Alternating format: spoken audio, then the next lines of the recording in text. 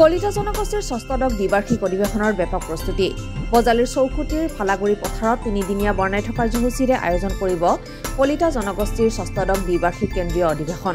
উক্ত অধিৱেশনখনৰ লগত সংগতি ৰাখি অৰ্থনৈতিক দিশত টনকিয়াল কৰাৰ উদ্দেশ্যে বাণিজ্য আৰু গ্ৰন্থমেলাৰো আয়োজন কৰিছে উদযাপন সমিতিয়ে, য'ত বিশিষ্ট অতিথি হিচাপে উপস্থিত থাকিব সাংস্কৃতিক আৰু পৰিক্ৰমা বিভাগৰ মন্ত্ৰী বিমল বৰা। অনুষ্ঠানটোৰ লগত সংগতি ৰাখি ৰাতিপুৱাই বিভিন্ন কলা সংস্কৃতিৰে পৰিপূৰ্ণৰে সাংস্কৃতিক শোভাযাত্ৰাৰো উদ্বোধন কৰিব মন্ত্ৰীগৰাকীয়ে।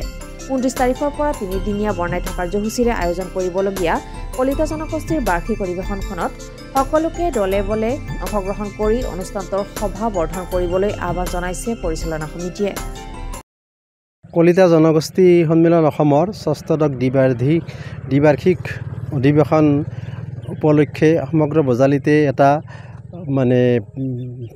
কলিতাসকলৰ মাজত আনন্দৰ লহৰ সৃষ্টি হৈছে আৰু তাৰেই প্ৰতিফলন দেখা গৈছে অধিৱেশনস্থলীত।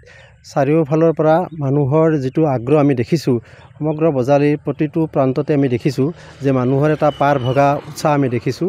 আৰু অধিৱেশনৰ যিসমূহ কাৰ্যসূচী ইতিমধ্যে ঘোষণা কৰা হৈছে, সেই কাৰ্যসূচীসমূহেও মানুহক যথেষ্টভাৱে উপকৃত কৰিছে। প্ৰথম কাৰ্যসূচীত আমি ৰাখিছিলোঁ যে আমাৰ পতাকা উত্তোলনৰ পিছতে সাংস্কৃতিক শোভাযাত্ৰা, আৰু এই সাংস্কৃতিক শোভাযাত্ৰাটো মুকলি কৰিব অসম চৰকাৰৰ সাংস্কৃতিক পৰিক্ৰমা বিভাগৰ মন্ত্ৰী বিমল বৰা ডাঙৰীয়া।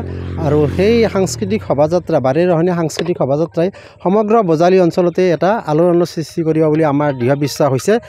আৰু তাৰ পৰৱৰ্তী পৰ্যায়ত আমাৰ মূল লক্ষ্যটো হৈছে যে কলিতাসকলৰ যিটো পৰিচয়ৰ সংকট, এই পৰিচয়ৰ সংকটটো দূৰ কৰাৰ কাৰণে আমি কি পন্থা ল'লে আমাৰ পৰিচয় অক্ষুণ্ণ থাকিব, সেই পন্থা নিৰূপণ কৰাৰ কাৰণে দুখনকৈ আমি আলোচনা চক্ৰৰ আয়োজন কৰিছোঁ।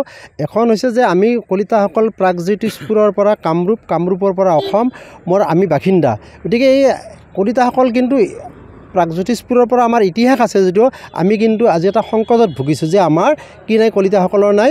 যে কলিতা অন্য অসমৰ প্ৰতিটো জনগোষ্ঠীয়ে কি পাইছে যে ভূমিপুত্ৰৰ একোখন চাৰ্টিফিকেট পাইছে, কিন্তু কলিতাসকলৰ নাই। তো এই অধিৱেশনৰ মূল উদ্দেশ্য এইটো হৈছে যে কলিতাসকলক ভূমিপুত্ৰ বুলি চৰকাৰৰ ফালৰ পৰা একোখন চাৰ্টিফিকেট প্ৰমাণ পত্ৰ দিয়াৰ ব্যৱস্থা কৰিব লাগিব। এইটো হৈছে আমাৰ এইবাৰ প্ৰথম দাবী।